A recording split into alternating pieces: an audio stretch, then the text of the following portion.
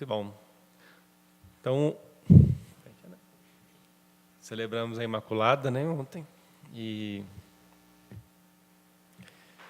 se vamos falar de oração, vamos continuar falando de oração. Maria é o modelo, né, perfeito de oração. Uma oração que reza o que precisa rezar, que pede o que precisa pedir e só o que precisa. Uma oração que coincide com a vontade de Jesus, quando nós vemos nas bodas de Caná. Jesus faz ali dá ali uma palavra misteriosa, mulher, né? O que eu tenho a ver com isso? E Maria como que se respondesse, tudo, né? Tendes a ver tudo com isso, né? Eles já não têm mais a alegria, eles já não têm mais vida, eles são incapazes de voltar, de se salvar. Aí Jesus, então manda encher as talhas de água. Então vamos logo, vamos fazer direito, vamos fazer muito. E enche, então, como diz alguns estudiosos, mais ou menos 600 litros, né? E a festa das bodas continua naquela alegria, né? Regado pelo vinho. Então Maria é exemplo perfeito, a Imaculada, né? Conceição. Os dois quadros aqui, os três, na verdade, eles são realmente pensados, né? Então, a ressurreição, aqui atrás, porque justamente ali Jesus levanta Adão e Eva, né? Desculpa. Toma Adão e Eva pela mão, né? E os resgata, os levanta novamente. Depois, ele nos dá o seu corpo, né? Nos alimenta com o teu corpo e com o teu sangue. E sobre a Eucaristia assenta, então, tudo. A obra da redenção se dá através da Eucaristia por excelência, né? Então nós temos. E é como se nós quiséssemos dizer, tudo isso ele faz para que nós nos parecemos tanto com ele quanto com ela, né? Porque Maria é o plano original de Deus para todos nós, né? E o homem com pecado então vai ser redimido por Cristo, alimentado por Cristo, né, com a intercessão da Virgem Maria, nos assemelhar a esse plano original. Como vai dizer na segunda leitura de amanhã, né, na carta de São Pedro, nós que esperamos essa vinda de Deus, esse dia glorioso do Senhor, né, nessa esperança que nos é certa, vivamos uma vida pura, santa, né, e vivamos em paz. Que Ele nos encontre em paz, né, numa vida pura. Para isso, estamos aqui, né? Rezar, conhecer, se santificar. Bom, então, na última formação sobre espiritualidade, nós vimos quais os tipos de oração e as suas finalidades, correto? Vamos fazer uma pequena revisão? Topa? Pode consultar aí, problema não. Mas se quiser fazer um esforço de ver se decorou alguma coisa, também é bom. Desativa, destranca o cérebro, né? Quantas são as finalidades da oração? Quantas são as finalidades da oração? 4. A primeira e mais importante. Adoração. A segunda? Gratidão ou ação de graças. A terceira?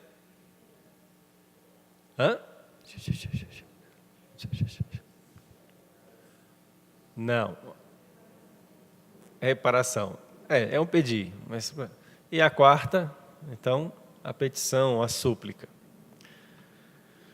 Então, vamos lá. Agora eu vou fazer direcionado. Eu não vou saber o nome de todo mundo, né? Pedro, vou começar pelos que eu sei. Tá bom. Mas não deu para assistir o vídeo, não? Deu a metade? Então estamos juntos. Uma frase que nos explique o que é a finalidade da adoração. São 3 palavrinhas. Ou 4. reconhecer o primado do absoluto. Né? Então, a adoração é reconhecer o primado do absoluto. O por absoluto é Deus. Né? Então, é amar a Deus sobre todas as coisas. Podemos guardar assim. Quando a minha oração realiza isso. Quando eu rezo, então toda oração é uma adoração. Porque quando eu rezo, eu presto a Deus o meu culto de adoração. Eu estou dizendo que Ele é maior, Ele possui o que eu não possuo. Né? Eu reconheço que Ele é, eu busco a Ele, eu confio nele, eu tenho fé, eu sei que Ele pode me atender. Né? Então, essa adoração, que se estenderá depois pelos meus atos. Então, por isso eu fiz o trocadilho. De joelhos na capela, de pé, fora da capela, enfrentando de prontidão, rins cingidos, né, com a couraça da justiça, a espada do evangelho, enfrentando tudo que se deve enfrentar, vivendo tudo que se deve viver, conforme a vontade de Deus. Então, nossa oração faz isso e nos alcança isso. Rezando, nós adoramos. E rezando, nós aprendemos a adorar. Então, vai. Gratidão. Uma ideia para resumir a finalidade da ação de graças da oração. Por quê? Porque a oração é, em segunda instância, agradecer. É reconhecer e dar a Deus a gratidão por todo o bem que Ele nos dá. Tudo que temos, recebemos de Deus. Nada sem Ele. Só um pouquinho.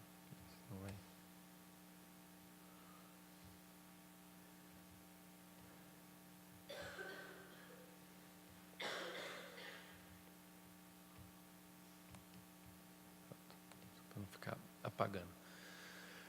Todas as graças que Deus nos dá, né, nós devemos agradecê-las. E a gratidão, e a oração também vai realizar isso, é principalmente também para aquilo que reconhecemos.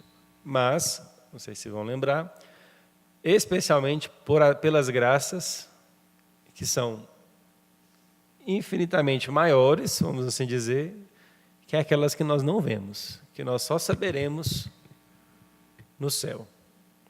Quando vermos face a face, e ver a Deus face a face também será ver a nossa vida toda diante dele. Assim, é como se Deus chegasse para nós e dissesse: olha aqui tudo o que eu pensei desde o início.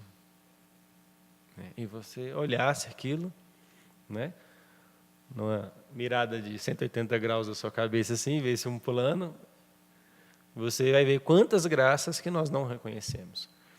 Lembra daquele exemplo? O exemplo que eu dei é da criança que recebe o presente dos pais. O que alegra a criança? O presente. Toma esse presente.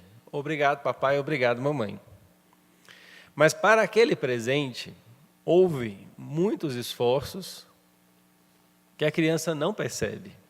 A criança não imagina que o pai trabalhou um mês, que a mãe também trabalhou um mês, ou, enfim, cuidou de casa para que o pai trabalhasse um mês.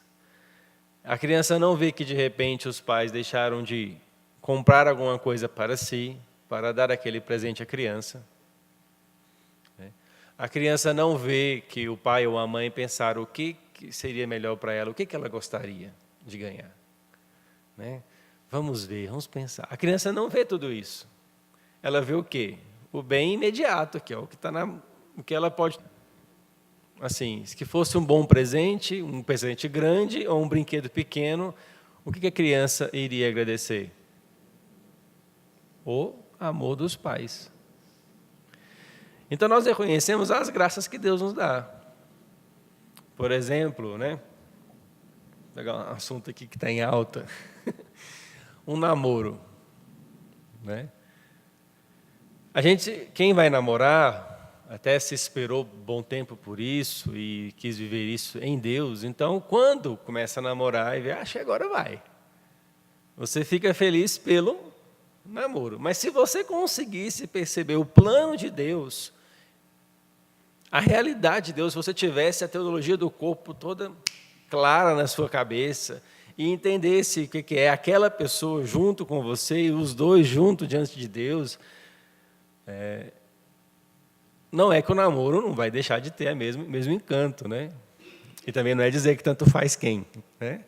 Mas a gratidão seria muito mais do que pelo próprio fato de que agora eu estou namorando, tem alguém mandar mensagem para mim e eu posso mandar mensagem para alguém.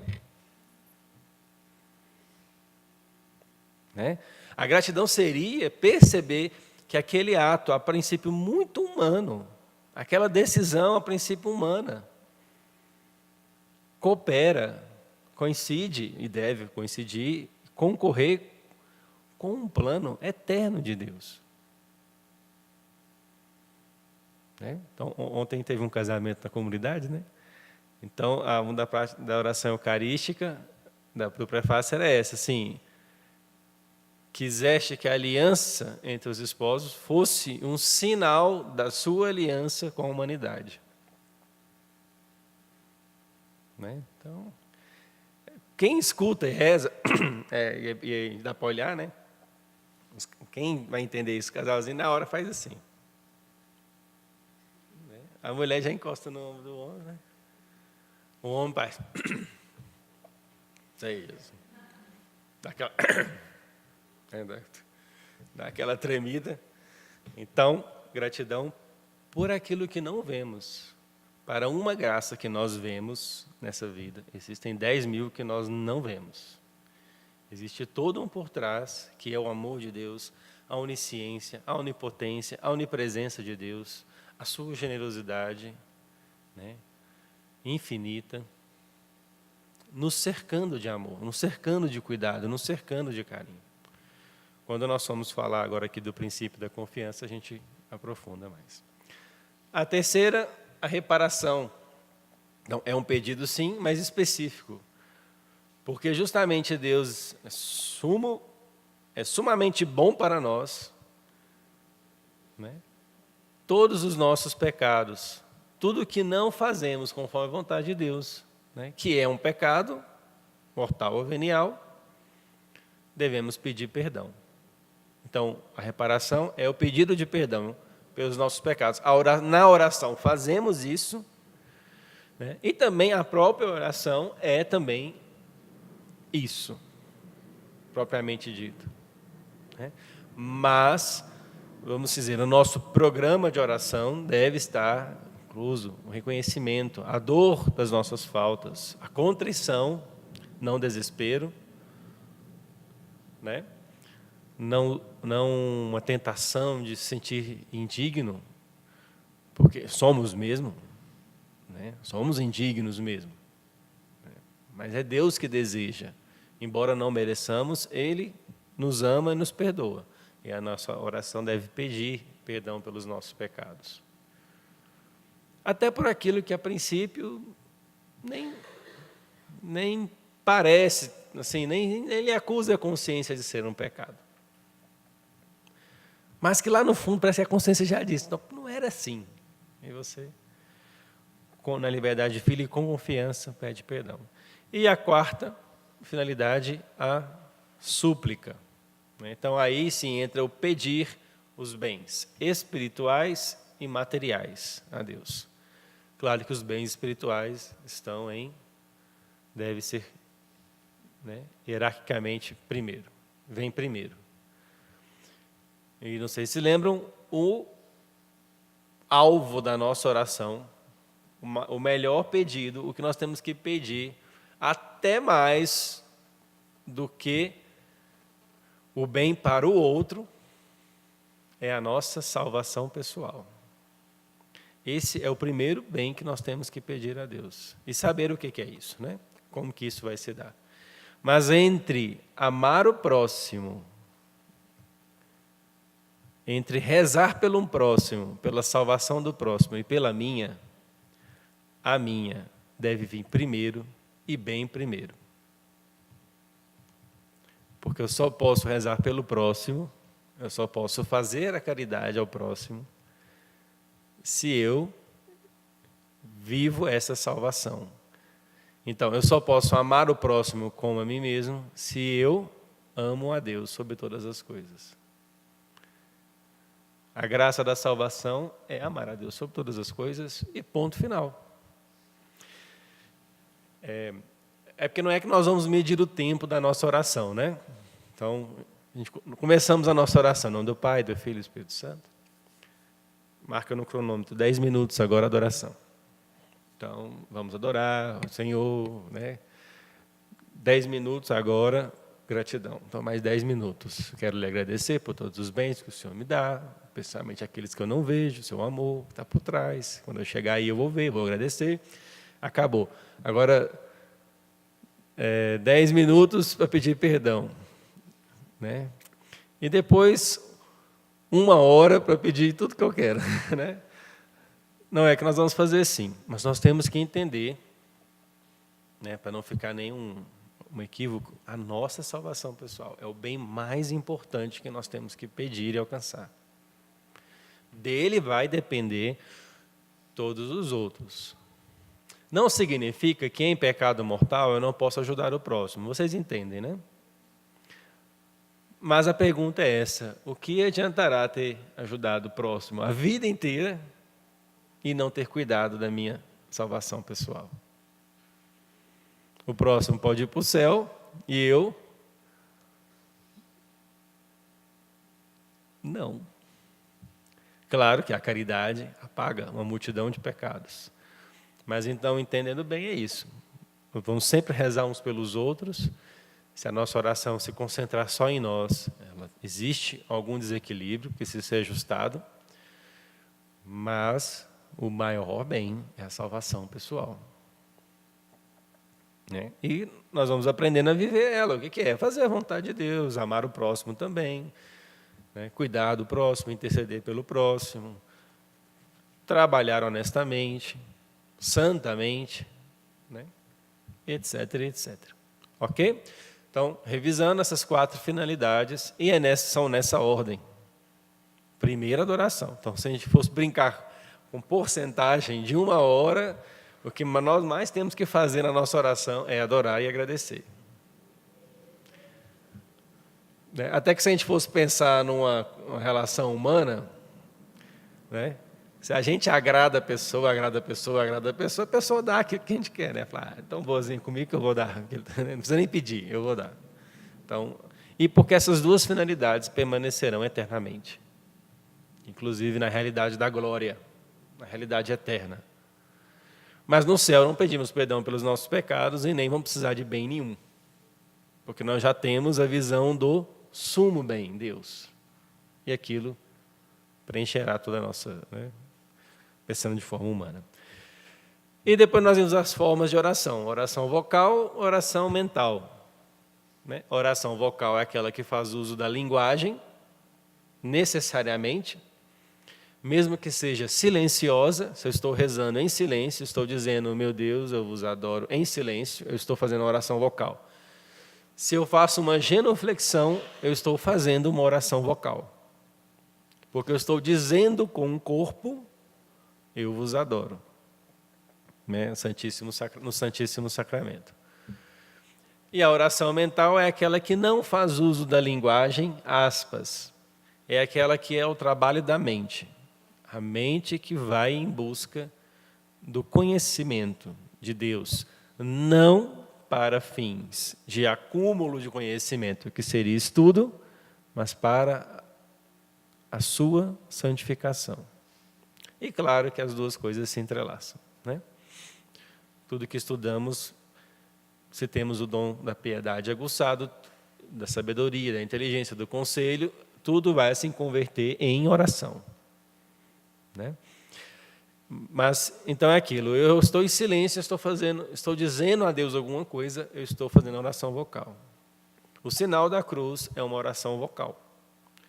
Agora, quando nós vamos meditar a palavra de Deus, que nós entramos naquele silêncio, e que até mesmo as nossas palavras, de certa forma, cessam, e nós vamos o quê? Ouvir a Deus. É quando nós vamos, no silêncio da nossa oração, ouvir o que Deus quer nos explicar, falar. Quando nós vamos, com a palavra de Deus, meditar o Evangelho. Então nós vamos pensar, poxa, mas por que o milagre das bodas de Caná é o vinho? Né? As pessoas bebem vinho, ficam bêbadas, saem aí e cometem acidentes, e por que o vinho? Aí nós vamos meditar. Esse porquê nos faz calar e nos faz ouvir. Aí nós vamos juntar isso que nós temos de estudo. Mas o vinho, né, uma boda judaica, são 8 dias de festa. Existe alguma coisa na nossa liturgia que são 8 dias, né? A 8ª da Páscoa e a 8ª do Natal. Né? Antes também tinha a 8ª de Pentecostes, parece que não tem, mas que tinha. Então, o noivado judaico, o casamento judaico, dizendo, então, eram 8 dias de festa. Se fosse hoje, né, como é que ia dar conta de pagar o negócio, né? Então, e o vinho era a bebida principal. Era como uma questão, não de status, mas de bênção. A alegria que o vinho produz, né, não é a embriaguez, mas aquela alegria é vivida de uma forma como louvor a Deus, bênção de Deus. Se o vinho acaba, é sinal de que aquele casamento, né, vamos resumir bem aqui, passou vergonha. Nossa Senhora vai lá, vê que o vinho acaba e pede o vinho, Jesus dá mais vinho. E o vinho melhor. Então nós vamos fazer a analogia disso com a salvação. Né? E esse vinho, que é a alegria da festa, vai simbolizar a nossa salvação, a alegria da nossa vida, né? Que acabou com o pecado. O pecado acabou com o vinho, né? E Nossa Senhora é aquela que intercede pela humanidade, simbolizada nos noivos, porque a nossa vida com Deus é analogamente o nosso casamento com Cristo. Cristo é o esposo, é a humanidade é a esposa. Né? E Ele, então, traz de novo a alegria, ou seja, a vida com Deus, a amizade com Deus. Por isso que eu brinquei. Jesus pergunta, mulher, o que tem eu a ver com isso? E Maria responde para Jesus, tudo. Tudo. Eles não têm mais vinho. Minha hora não chegou, ela chegou, sim, senhor. Chegou, sim, senhor. Faz o que eu estou mandando. Sou sua mãe. E ele, então, prefigura, nas bodas de Caná, as bodas da cruz. Então, as bodas de Caná é um símbolo, uma prefiguração do casamento de Cristo com a humanidade na cruz. Meditação. Deus vai explicar isso para nós. Né? Homens, se a cruz é uma boda de casamento, olhai o que o noivo faz na cruz. Mulheres, olhai o que Maria faz na cruz. Ambos se doam, cada um naquilo que lhe é próprio. Ambos se sacrificam naquilo que lhe é próprio. Então, meditação. Nós acabamos de fazer uma meditação. Tudo bem que aqui, em forma de explicação. Mas só o fato de você ouvir uma explicação, você começa, aí de repente já vem outra passagem na sua cabeça, e você, poxa, então, o bom samaritano, Pai Nosso, o filho pródigo. Então, nós vamos aprendendo a meditar. É Deus nos falando, entende? Diante do que Deus nos fala, nós agradecemos, louvamos, adoramos, dizendo, meu Deus do céu. Aí nós voltamos à oração vocal, né, em forma de louvor, em forma de reconhecimento, em forma de adoração, em forma de reparação, perdão, Senhor, pelos meus pecados, e em forma de súplica, né, dai-me desse vinho. Então, elas vão se completando. E a contemplação, se a oração vocal é falar, é comunicar, a oração mental é ouvir, né, e ir em busca do que está obscuro, e a contemplação é ver. Aí você sai juntando as pecinhas aqui, isso e aquilo, e meu Deus do céu, olha a palavra de Deus, olha a beleza da palavra de Deus, olha o que Cristo fez conosco. Né? Aí você tem a visão. Né? É mais ou menos assim. O pensamento, o que é o pensamento? O pensamento é quando a nossa mente é tocada de forma momentânea pelo conceito das coisas. Então, quando você pensa, poxa, o vinho, mas por que o vinho? Você está pensando o vinho. A meditação vai usar o pensamento é a matéria-prima da meditação, que a meditação é aquele esforço contínuo para a posse dos conceitos, né, possuir aquela realidade que ainda não me é tão clara. Você lê as bodas de Caná e percebe logo tudo isso? Não. Pode olhar que uma das grandes belezas do Evangelho é essa, né? Você lê o Evangelho 1 milhão de vezes e 1 milhão de vezes você acha que, mas eu nunca vi isso aqui, né? E a contemplação é a visão de Deus, né? Então, a meditação vai me dar as pecinhas do quebra-cabeça e a contemplação já é ver o que do quebra-cabeça está pronto. Eu começo a perceber que imagem é aquela. Então eu vejo. Claro que a contemplação é um dom de Deus também. Não necessariamente apenas um grau de santidade, ou seja, só a partir de tal grau de santidade a gente tem a contemplação. Não, mas é Deus que nos absorve na contemplação. É como se a gente está lá no esforço da meditação, da oração vocal, e Deus vem e nos eleva para o andar de cima, que é a contemplação. Contemplação não exige esforço. Na meditação e na oração vocal exige esforço. Que é o que nós vamos falar. Na contemplação é um repouso, né?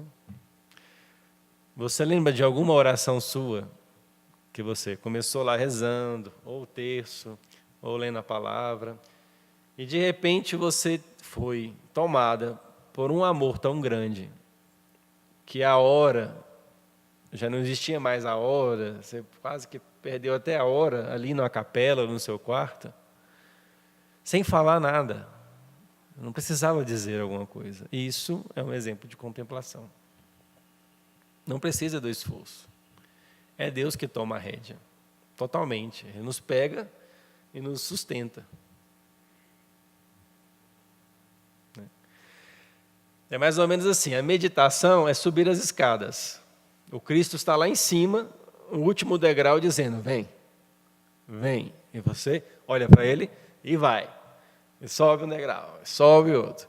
Na contemplação, ele desce lá de cima, te pega no colo e te levanta. E te carrega até em cima. E não, peraí, fica aí. E vai lá, te toma nos braços e te leva até lá em cima. Uma analogia da contemplação. Certo? É bom conhecer essas coisas, porque a gente sabe o que está fazendo. E saber o que está fazendo faz muita diferença, né? Saber que eu estou adorando, que eu estou agradecendo, que eu estou pedindo perdão e que eu estou pedindo os bens que eu preciso. Então, veja, o Pai Nosso, ele é assim. Né? Santificado, venha a nós, faça-se a tua vontade. Adoração, gratidão, ação de graças. O pão nosso, dai-nos hoje, perdoa-nos, como devemos perdoar, né? Perdoa-nos e dai-nos a capacidade de perdoar, não nos deixes cair na tentação e livra-nos do mal, reparação e súplica.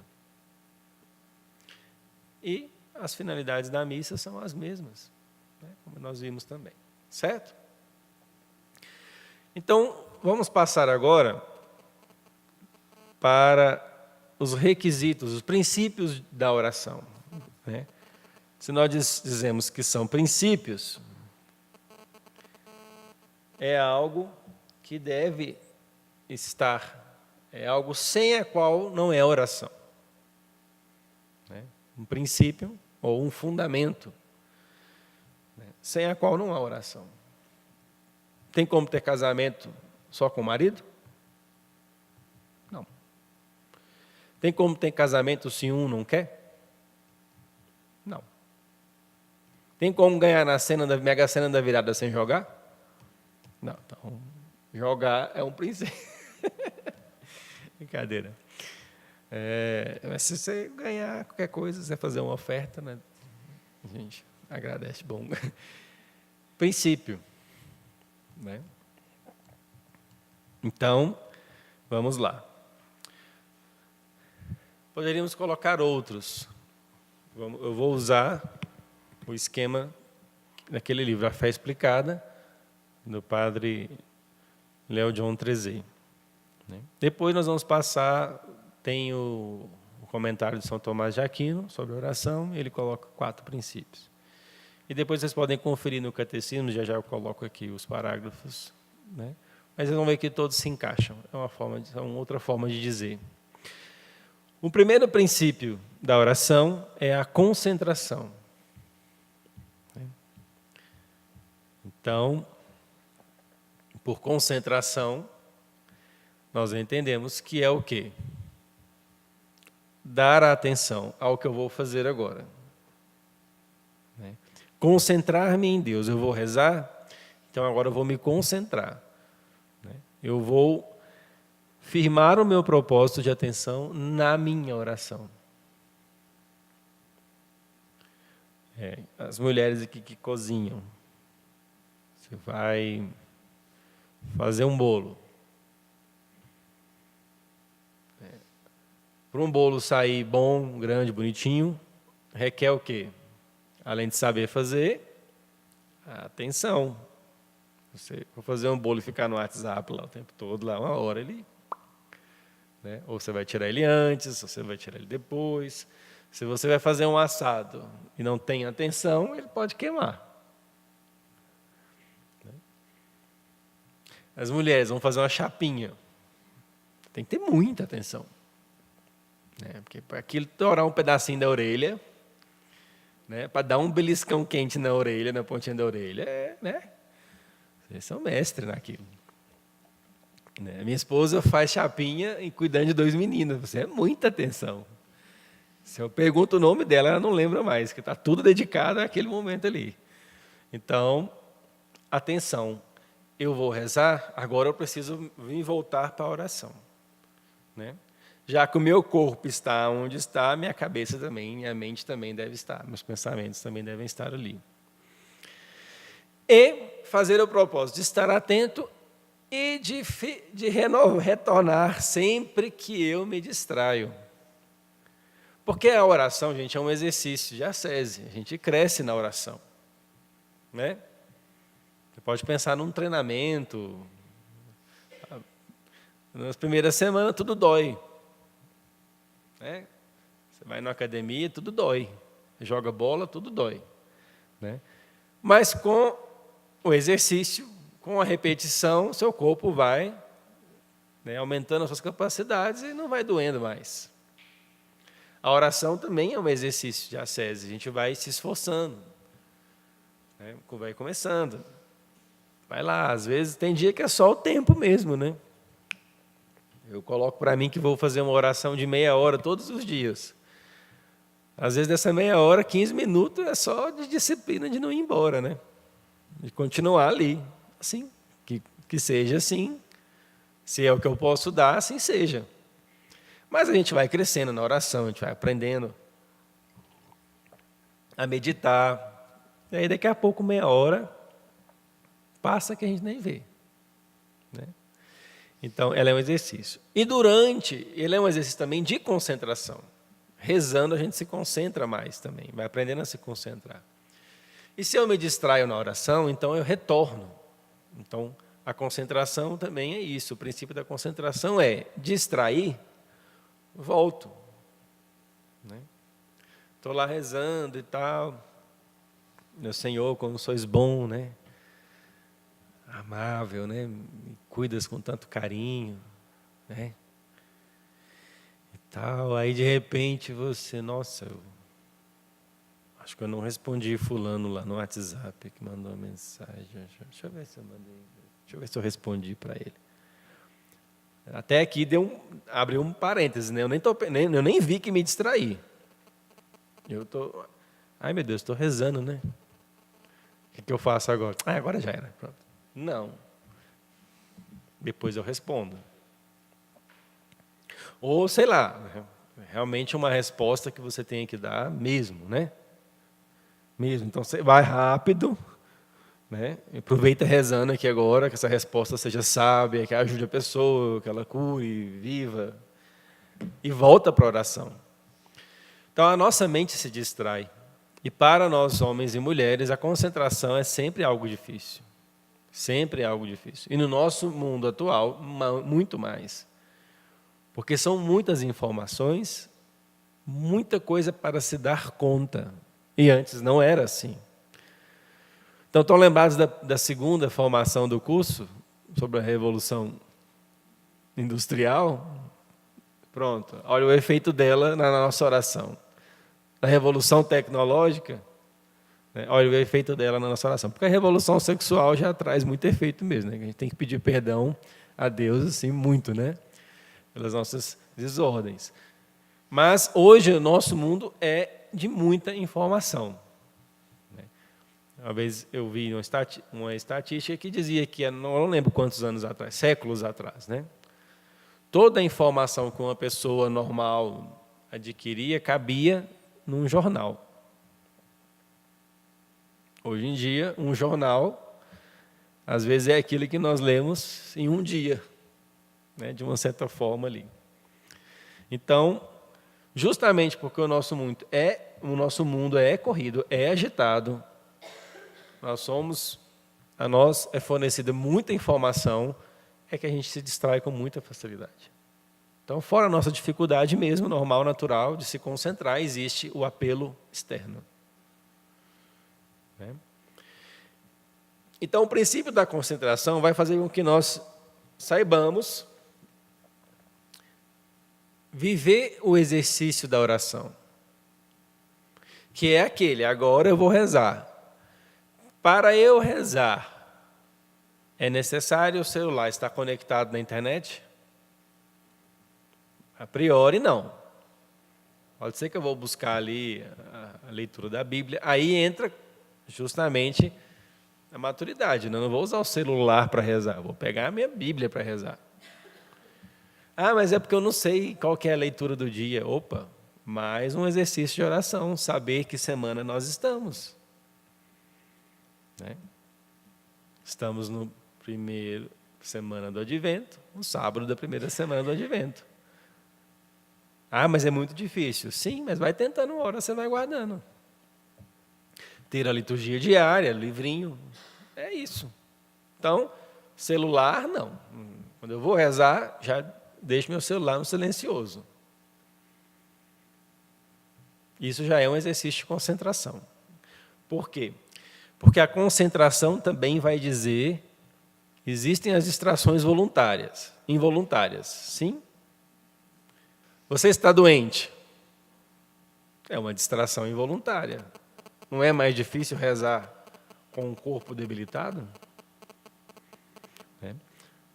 Por exemplo, aquilo que nós falamos. Como que o homem reza? O homem reza, todo homem reza, o seu corpo e a sua alma. Então, se o nosso corpo está debilitado, a oração pode ser mais difícil. Aquela dor de cabeça, rezar com dor de cabeça. Então, existem as distrações involuntárias. Mas existem as voluntárias, que é aquela que eu produzo com o ato da minha razão e da minha decisão de deixar o celular ligado na internet do meu lado na oração. Né? Aí, tá. Oh, Jesus, desculpa, né? É eu querer rezar deitado. Se eu estou com sono. Né? Não vou dormir? Não vai aumentar o sono? Deitado é mais fácil ficar acordado? Não, não é. Para mim, nem em pé. Se a gente calar agora, ficar 5 minutos de silêncio, eu começo a dormir já. Eu tenho que estar recebendo estímulo constante. Então, se eu durmo, eu estou sendo negligente, essa é a palavra. É negligenciar. É ser negligente na oração, com aquilo que eu devo cuidar. Você rezar com a televisão ligada. Rezar com o som ligado. Depende da música. Às vezes, rezar com a música clássica ali, bem baixinho ali. A beleza, né? Vai te envolvendo. Sim, pode ser. Mas você vai rezar escutando, vamos ficar no mundo católico, você vai escutar a Eterna, cerimônia, né? Rosa de Saron. Como se concentrar, entendeu? Embora a música esteja falando de Deus, falando enfim, de várias realidades que são pontos da nossa oração, existe uma guitarra e uma bateria que não vai ajudar a sua oração. Agora pega um violino instrumental e vai rezar. Aí, se você gosta de violino, aí já é uma flauta transversal, um violoncelo, aí já pode ser que sim. Então, por concentração, nós vamos entender isso, firmar o propósito de estar na oração, de me concentrar nela e de fazer sempre o retorno quando a nossa mente sair dando umas voltinhas por aí.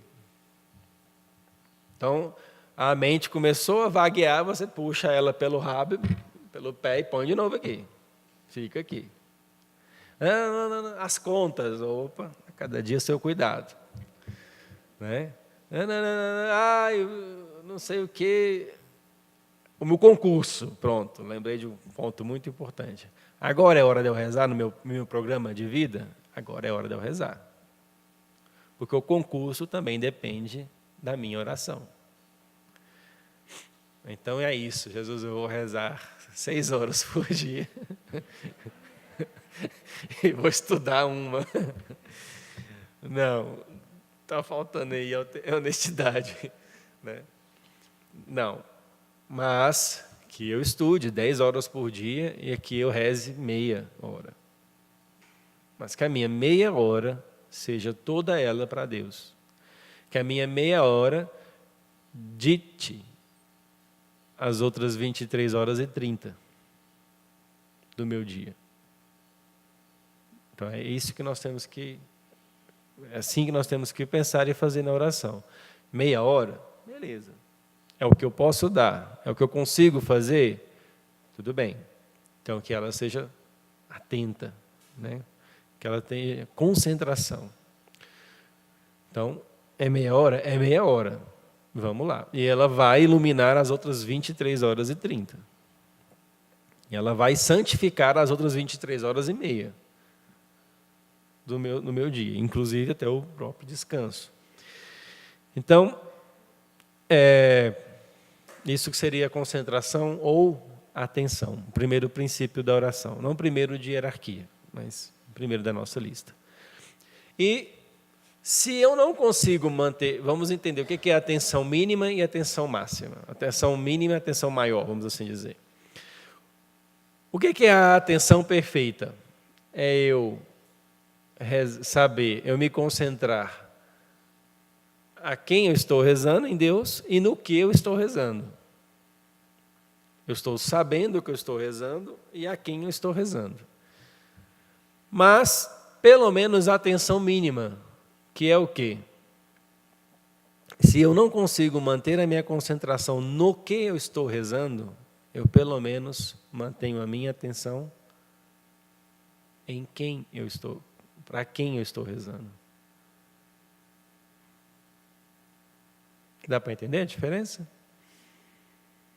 É mais ou menos assim, né? Hoje, como eu disse, a gente vai falar de práticas, né? Eu estou lá rezando, leio o Evangelho, aí medito ali alguma coisa, aí de repente é como se eu já não conseguisse mais meditar nada. E aí eu começo a me distrair, pois é, aquele silêncio que não comunica nada. Aí eu acordo. A gente tem até umas frasezinhas, né, assim, de que já nos puxa, Senhor, bendito seja. Você não está nem voando, você fala Deus, o Senhor, bendito seja, louvado seja, né? Carismático tem essa mania. Aí você não está prestando atenção no que está dizendo direito. Você não está prestando atenção no caminho da oração. Mas você firma ao menos o propósito de estar na presença de Deus. Lembra que nós falamos do exercício da presença de Deus? Deus está comigo a todo momento, né? Eu preciso sempre me referir a Deus. Lembra do texto de Bento XVI? Quanto mais a Deus nos referimos todas as coisas da nossa vida, tanto mais a oração estará na base do nosso pensamento, né? Então, é a noção e a certeza da presença de Deus. Essa seria a atenção mínima. Quer uma frase prática? Jesus, eu não estou conseguindo rezar, mas eu vou ficar aqui. Pronto. Uma frase que considerou a presença e, embora não esteja conseguindo se concentrar na execução da oração, na fala. Não sei se você já rezou assim, que você sai falando um monte de coisa. Jesus abençoe, obrigado. Na hora que você pede, agradece, reza, pergunta por quê e tal. E no final você não sabe nem saber o que. Aí se chega alguém e fala, o que você rezou mesmo? Não é um bocado de coisa aí. Viu? Fui falando que deu na telha aqui. Então, pelo menos atenção a quem se fala. Deus, a presença de Deus, certo? Então, as distrações involuntárias são aquelas que nós temos que ser diligentes, né? Espertos. E as involuntárias, aqui entra uma coisa também que influi na prática. As distrações involuntárias aumentam o mérito da oração. Ou seja, rezar quando eu quero rezar é muito bom. Mas rezar mesmo, quando eu não quero rezar, ou quando tudo me atrapalha a rezar e eu mantenho a oração, é melhor ainda. Não melhor ainda de que rezar com gosto não é bom, não é isso. Mas isso aumenta o mérito. Você prova seu amor a Deus, a sua fé em Deus, embora esses tantos fogos aí você estivesse buscando ficar em silêncio. Certo?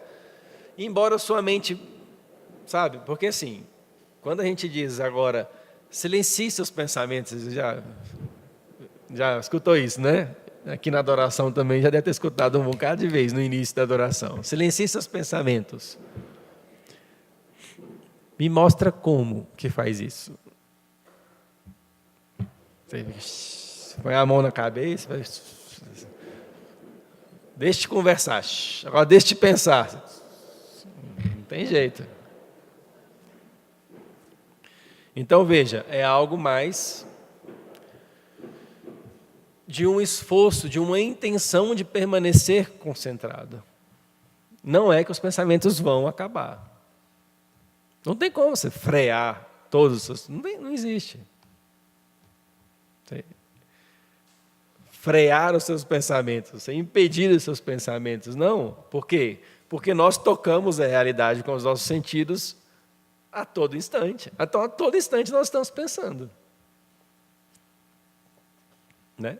Então, é nesse sentido. Silencie seus pensamentos é dizer, tente ordená-los. Ordene. Ou seja, agora não é hora de eu preocupar com tal situação. Agora é essa. Então, Jesus, dá-me teu Espírito para que ele me dê concentração e me ajude a entender essa situação agora. A outra, daqui a pouco a gente se preocupa. Certo? Então, as distrações involuntárias também aumentam o mérito da nossa oração. E nós as devemos oferecê-las na oração. Então, quando você estiver muito distraído, muito disperso, o que você vai fazer? Fechar a Bíblia e ir embora? Não. Você vai dizer, Senhor, eu te ofereço as minhas distrações. Eu te ofereço o esforço de permanecer aqui, em vossa presença. Quando a gente diz isso, a gente está querendo dizer assim, de permanecer no momento da oração, no momento específico, porque nós devemos rezar sempre, mas nós temos momentos específicos de oração. Certo? Então, não é desistir. É falar, olha, o senhor está vendo que o negócio aqui, o mar está agitado, né? Mas a uma palavra sua, tudo acalma. Né? Até isso, também a gente vai trazendo a memória bíblica que a gente tem. Né? Senhor, minha mente está igualzinha àquele mar da Galileia lá. Mas o Senhor anda sobre as águas, né? E com a tua graça me concede a graça de estar aqui agora atento. É muito interessante, pelos acompanhamentos que eu faço, como nós esquecemos de pedir este tipo de graça. Nós esquecemos de pedir a graça de querer rezar. Porque às vezes a gente não quer, não. De estar atento, de estar acordado. Às vezes a gente já vai para o objeto que nós queremos pedir, né? E esquecemos de pedir as condições para rezar. Então, tudo isso devemos que fazer. Ah, Regis, mas é tão pouco, né? Ah, não, eu me recuso a pedir a Deus querer rezar. Não, eu tenho que querer. É o segundo princípio, a humildade. Aliás, antes, deixei para o terceiro. Vamos falar aqui do segundo. O sincero desejo. Vamos nomear dessa forma. Então, o segundo princípio da oração, o sincero desejo. Por sincero desejo, ou podemos dizer por sinceridade, né, é eu querer receber aquilo que eu peço. Mas, Regis, não é óbvio, nem sempre. Às vezes nós podemos pedir a Deus a graça da castidade, uma vida casta, mas no fundo o que nós queríamos pedir a Deus é que aquilo não fosse pecado, né? No fundo o que a gente quer, não tem como mudar esse negócio aí, não. Ou a gente quer pedir ali um bem material que a gente já sabe que não é para nós. Vamos construir aqui um exemplo. Sei lá, a gente acha ali um volume de dinheiro ali em algum lugar, uma maleta com endereço. O que nós temos que fazer? Devolver. Sim? Amém? Amém, igreja? Né? Tudo bem? Devolver. Não tem um endereço ali? Eu vou atrás daquele endereço. Mas se aquele endereço não for o dono do dinheiro, cabe a mim? Não! E a minha oração então vai ser, Jesus. Já muda até o tom, Jesus. Se eu pegar esse dinheiro, eu posso fazer uma benfeitoria na sede da comunidade. Então eu começo a entrar no debate, na discussão com a tentação. Então, veja que a minha oração não tem, primeiro ela não tem uma reta intenção, mas, por causa do exemplo, né? Mas ela está faltando com um desejo. Senhor, dai-me a graça de encontrar o dono desse dinheiro. Né? No fundo, o que eu quero saber, Jesus, podia aquele endereço sumir, né? Porque eu não tenho nem condição de procurar e aquele dinheiro fica comigo. Então, eu estou tendo um problema na sinceridade, ou seja, aquele bem, ele não me é devido. E eu estou querendo que ele seja. Então, eu não estou querendo fazer a vontade de Deus. A sinceridade de desejo vai dizer disso. pior do que não pedir é pedir sem querer receber. Né? Pior do que eu não pedir é eu pedir só por pedir. Assim, é como diz, cumprir um preceito apenas, assim. Jesus, dai-me a graça de ser caridoso, porque afinal de contas não tem jeito mesmo sem, então, por mim eu batia, matava, não estava nem aí com ninguém. Então, eu tenho que alinhar o meu desejo, o meu pensamento com a minha fala, né? Aspas. Então, é isso, temos que ser sinceros, estar dispostos a receber e pôr em ato, né? E concretizar a graça que nós estamos pedindo. É aquela historinha, se eu peço a Deus paciência, Ele vai me atender, porque quem mais me quer paciente é Ele, não sou eu não. E a oportunidade que vai me apresentar é uma situação que vai abalar a minha paciência. Não é um coma. Né? Embora eu ache que Deus vai me fazer paciente só se deixar em coma. Né? Então, mas a situação que vai vir é aquela que vai promover o esforço da virtude. Senhor, dá-me a graça de ser calmo, manso. Você acha que vai vir aqui uns cordeirinhos? Deus vai mandar uns cordeirinhos ao seu redor, andando em voltinhas, né? Não, não é assim. Vai vir uma borboleta pousar no seu ombro, você, não, não é assim.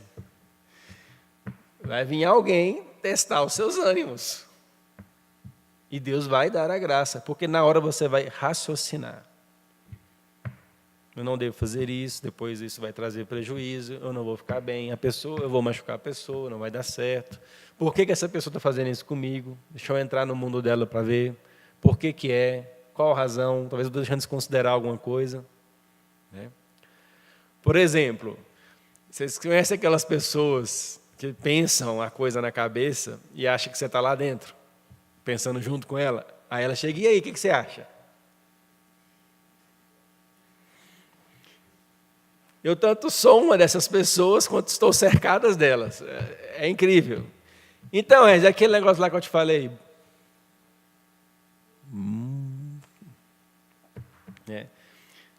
Eu e Sam é uma maravilha, porque é de jeitinho, assim, né? A Sam, e tem hora que ela... Então, amor, você vai?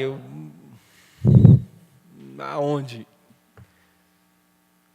Olha, amor, mas de manhã não estava falando se a gente ia... Semana passada a gente não estava falando se ia algum... Você está querendo dizer da semana passada, né? Aquele assunto. Então também tem a mesma reação. Enfim, né? Vamos seguir. Ter o desejo de colocar em ato, de concretizar a graça que eu estou pedindo. E também de me livrar dos obstáculos e das situações que me levam à desgraça. Se eu estou pedindo uma graça, qual a situação que me leva à falta daquela graça? Então, vamos supor que você é muito enxerido. O seu negócio é ficar na sua. Né? É uma oração maravilhosa, eu peço a Deus sempre. Que chegue aos meus ouvidos só aquele que deve chegar.